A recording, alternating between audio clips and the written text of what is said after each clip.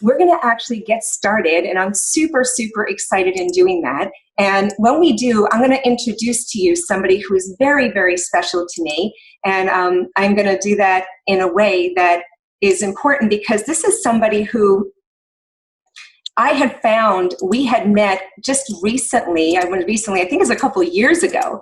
And those couple of years ago that we had met, what I had found is here was somebody who was very humble, you wouldn't even know how amazing and how smart he is. And he was one of those people who just turned around and would just be open, there to support you, no questions asked, totally amazing. And I realized something about him. He is the bomb. And what I mean by that is Alec Stern is an entrepreneur, speaker, mentor, and investor known as America's Startup Success Expert. He's been co-founder or founding team member of 8 startup companies with 5 exits. That means they built a big business and they were able to sell it, okay? 2 IPOs and 3 acquisitions. He was a primary member of Constant Contact. You know the company where you do your emails and you send stuff out. Ready for this? He was there 18 years from the very start when they started their business in an attic. And then they sold it for $1.1 billion. Oh my God, it gives me the chills, $1.1 billion. I mean, can you imagine that kind of acquisition? Would you like to be able to build an asset that is worth something like that? That's amazing. Alec was selected as one of the top 100 authority list by Influence magazine. He's won Visionary Awards, absolutely phenomenal. And I want you to meet my friend, Alec Stern. Hey, Alec. Hey, how are you? Awesome. I am so excited that you're here, and thank you for being the amazing soul you are. Thank you for that intro. It's so sweet. My pleasure. I'm jumping right in. One of the things that I'm sure a lot of people are thinking about right now and why this whole summit started is because with COVID, the pandemic, people who thought business was as usual found out there was no usual anymore, right? And there's so much concern about what's going on. 1 in 6 businesses are being shut down. People are emerging. We know that recessions were the biggest opportunity for business. So what would you say people need to be thinking about right now if they're in business? Let's start there. Yeah, so there's a lot to think about. I think the first thing is everyone's saying, well, when everything gets back to normal. And so I want to just say that, everyone's saying there's a new normal, there's this, there's that, or we got to think outside the box. And bottom line is the box that we were in the past that we're either in or out of is gone. Like what happens going forward? I don't know. It may be a cylinder, it's something, but we haven't defined what it is. And so this is our opportunity to figure out, stepping back and as Sharon Lecter and others always say, it's time to work on your business, not in your business. So get out of that hamster wheel of the day-to-day and the tactics and work on strategy. Now's your chance to say, okay, is my business headed in the direction it needs to for me to grow and to the vision I have from 3 to 5 years from now? And a lot of people that I've spoken to have said it sort of has plateaued or it's not necessarily, going to get where I really need to go. So what can you do strategically to either find new ways to bring your products and services to market, or see what's adjacent to what you're doing today, where the bigger opportunity might just be sitting there waiting for you to find it, and it may be really close to what you're doing today. When you talk about the bigger opportunity, what are some questions you'd ask yourself owning a business? If I was to even lead it, sometimes it's knowing what we do at the core, right? So that we can pivot if we have to. But what would be some strategy that you'd give a business owner saying, okay, I really haven't looked at working on my business. I've been in my business. How do I even take myself out of it to get that perspective? And what are the questions I have to ask myself to do it? Yeah, and there's a lot of directions we can go there, but I think that the primary thing is that you know your business better than anyone, and so what exactly are you doing day to day? And is everything that you do day to day, is that moving you closer to your long-term vision for the business?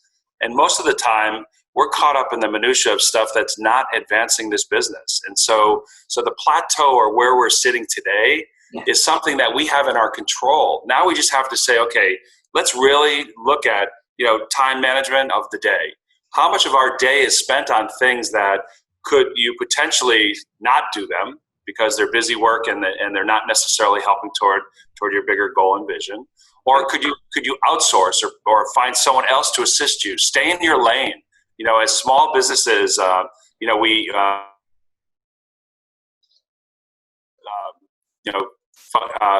finding, kind of finding the things that are getting us closer to that vision. But more importantly, don't waste your time on things that you're learning and that you figure, okay, I have to do this. I can't afford to bring someone in to do this or that.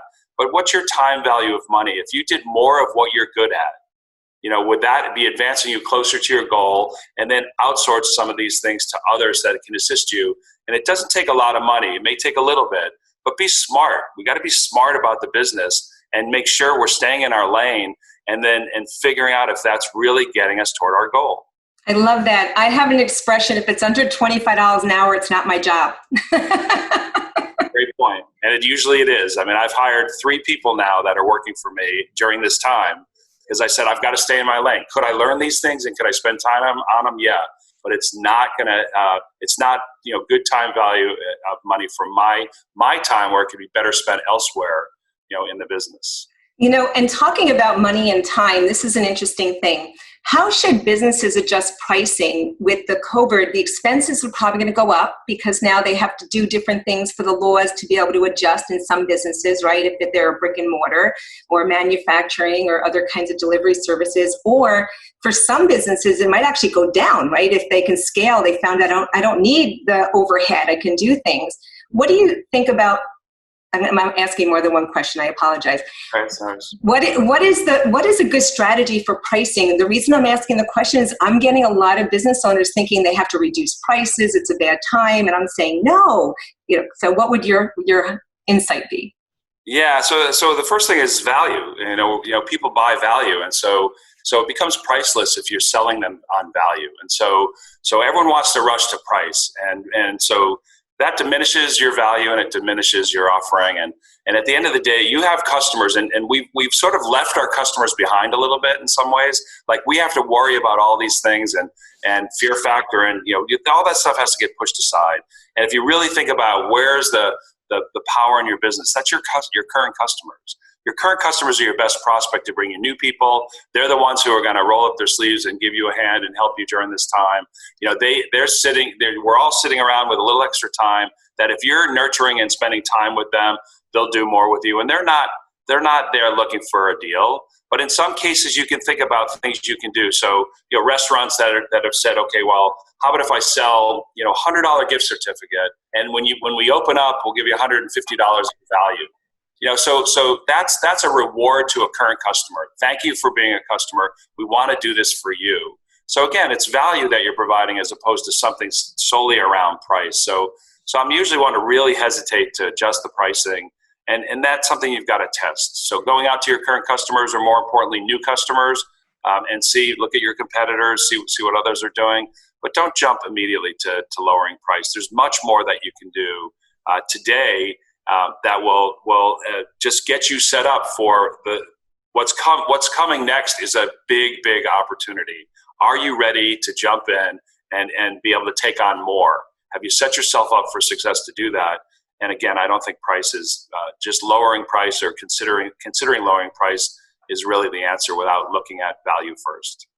What would you say to the business owners that are new and seeing this as an opportunity to start something? They don't have a customer base yet to go after, but they do feel like they have a viable product that people need and want. Yeah. We all, I always ask it when I speak at conferences, how many people in the room think they're an innovator? And 5 or 10% of the hands go up. I'll ask how many people in the room have an idea or have used a product or service and think, wow, that could have been done better. And every hand goes up. So we all have ideas. The question is, have we been noodling on something and this time has given us the opportunity to maybe spend a little bit more on it. But if you take that idea and you work on it, you bring others into the fold to help you, or you share it with others, they say, I want to help you on that. Or you go bring it out to your target market and get some feedback. You're an innovator. And so let's all establish, right now that everyone on this is an innovator. Now you've got to bring that idea forward. And the best thing you have to do is get it in front of your customers or prospective customers as soon as possible. Doesn't have to be finished.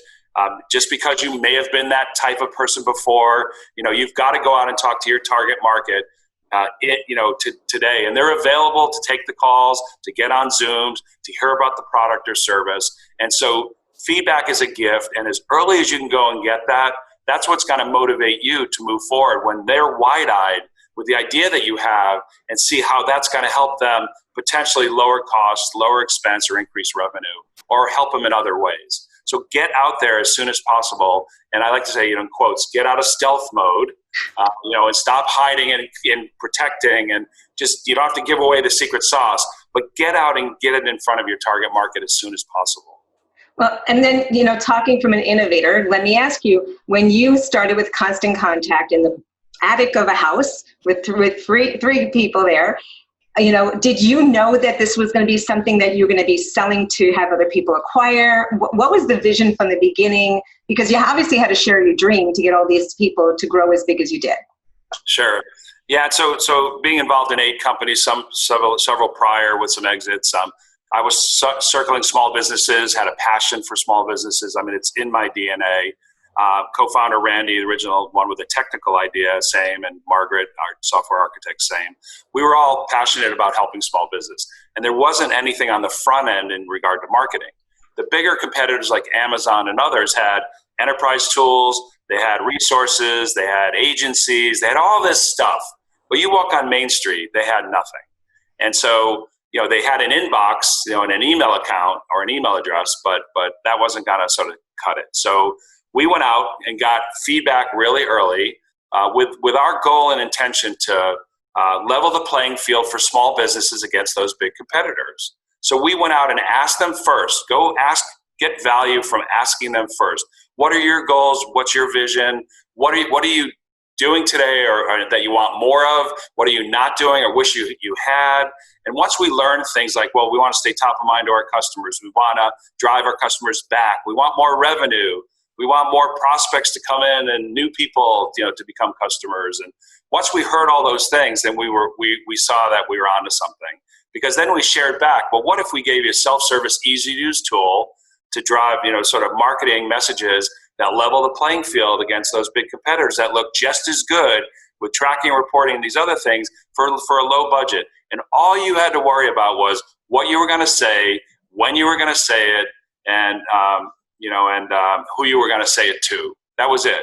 And they got wide-eyed and said, wow, that would be great. I would love that. So even though we didn't really have much of a product at that time, we got the green light to move forward, to start to build something and then get it in their hands as early as possible. But look at how brilliant that is. You didn't just build it and hope they'd come. You found out what they wanted and you delivered exactly what they were asking for. And I think a lot of people miss that because they have this grand idea. They think everybody's going to buy it, but they don't do the research to see if it's a viable product or not. If you fall in love with your product, it's one thing, but you need the customer, the client, to fall in love with your product. Right. And so most people make the mistake of doing everything in a vacuum. Like, we're in stealth mode. We're going to stay in the attic, or we're going to stay wherever. We're going to keep working on it. I used to be a small business. I know what they need, and work. And then they bring something out and it's not what they want. And so if I had $1 for every business that I know that built a mobile app or did this or did that without really getting it in the hands of folks early on, and then had to redo it once they got it in their hands, they said, well, I don't want this. We really kind of want something over here.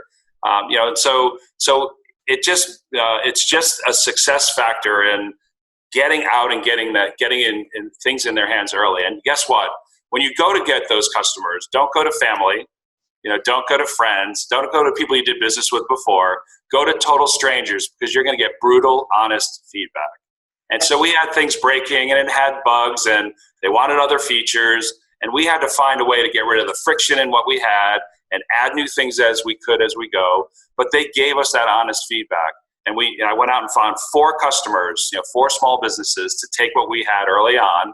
And they were the ones who got us, gave us some of that feedback, and eventually became our case studies and our success stories, and the ones we could show others that here's what small businesses are saying so far.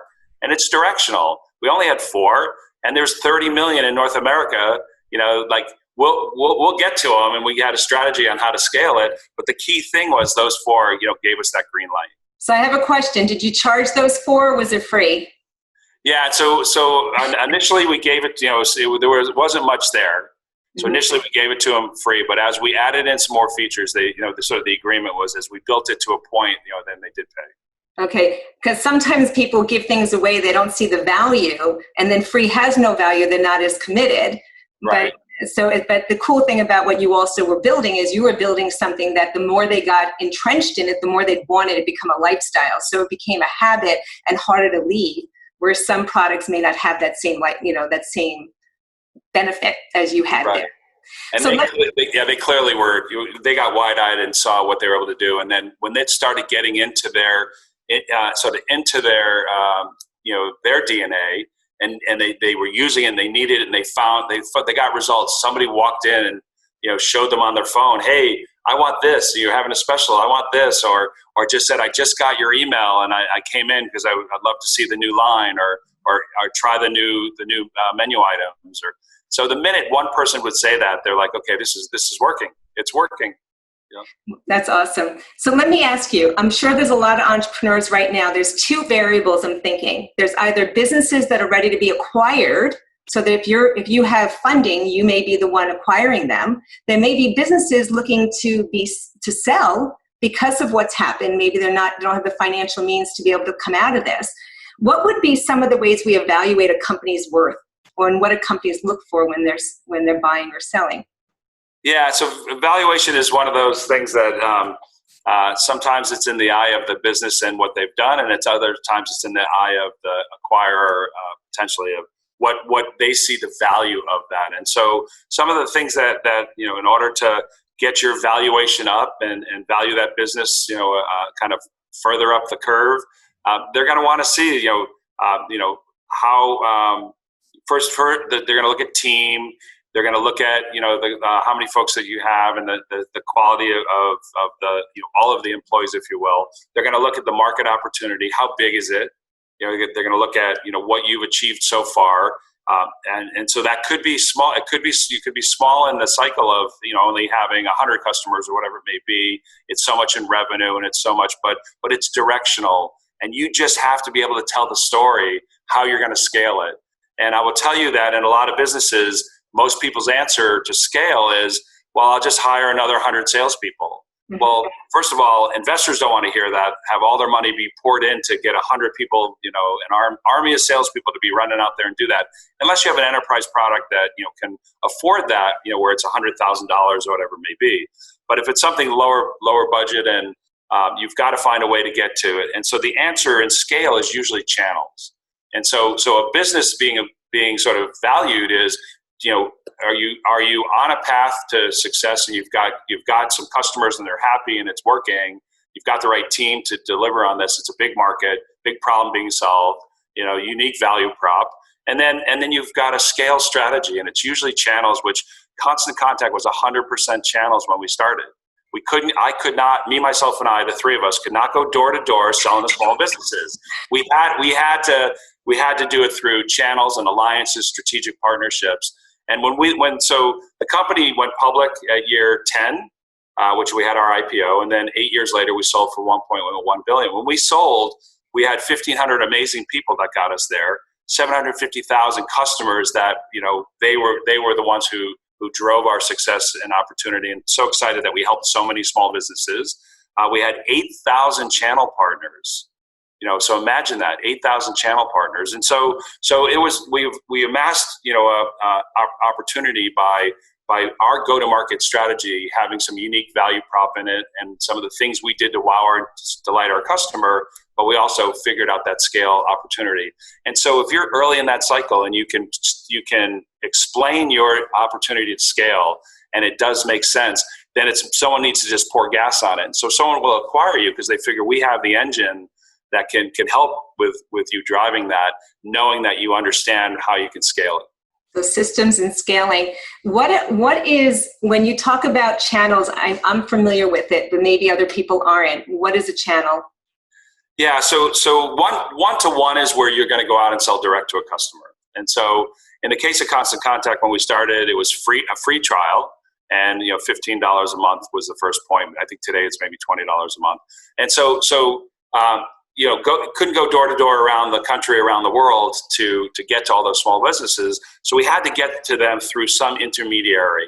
So in a one-to-many scenario versus one-to-one.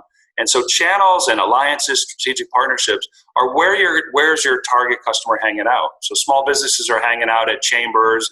They were hanging out at all different sort of associations and member organizations. They had trusted resources coming in. So walking into the doors of small businesses were consultants, business consultants, marketing consultants, web developers, PR firms, ad agencies, whatever it was.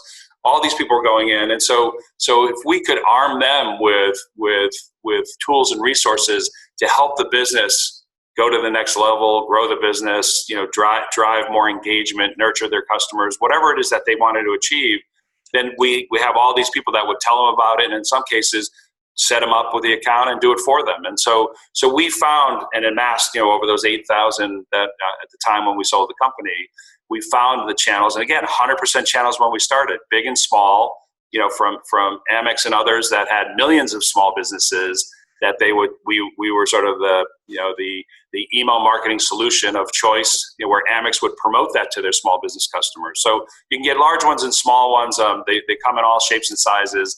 They're complementary. They're all kinds of things to your business. And so teaming with them, partnering with them, and aligning ourselves to just get our message out through others. Awesome. Alec, the time went really fast for us here. Super fast. But the cool thing is you're going to come back on our Entrepreneurs Thrive Challenge and give free counsel to some lucky entrepreneur that's going to really benefit from your wisdom. Before you go, would you let people know how to reach you? And I know you have a great little gift for them. So will you share that? Sure, I will, yeah. So the best way to get in touch with me is through my website, which is alecspeaks.com. So ALEC, speaks, SPEAKS.com. And alecspeaks.com will get you to me, and you can learn more about me, and social channels are all there as well. And so the special gift is one of the talks, kind of early days lessons learned, or sort of these pillars to achieving startup and small business success. And so it's a workbook to just guide you on some of these principles that I use in the earlier days when you don't have a lot of things like money and resources. How can you set yourself apart and get going? So the pillars to achieving success can be accessed through, if you type the keyword pillars, all capitalized, PILLARS, pillars, to 59925. And I believe it's going to be tossed into the chat there. If not, I'll put it in. And so pillars to 59925. Then you just give your name and email, and there's some info there. And there's also a survey if you want to tell me how I did on this talk. Feedback's a gift, but you can also get the Pillars workbook.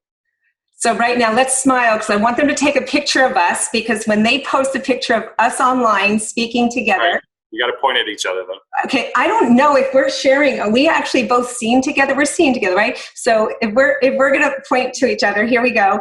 Smile. And what we want you to do is make sure you hashtag my name and Alec and Help Businesses Thrive. We're going to be giving away a very, very, very special gift from Alec later, which will be an hour of a consultation with him, which is worth over $1,000. So if I was you, I'd be posting that picture and hashtagging Help Businesses Thrive and hashtag my name and his. And thank you so much for your wisdom. I can go on and on. I honestly had a slew of questions ready for you. I understand you have such a. I'm glad I'm kicking this off, and I'm excited for everyone that follows. There are a lot of friends, and I respect, admire you and all of these other speakers. So it's going to be a great day. Thank you, and you're going to be coming back, so we'll see you shortly. Thank you, and for everybody who's here, thank you, Alec. All right, take care.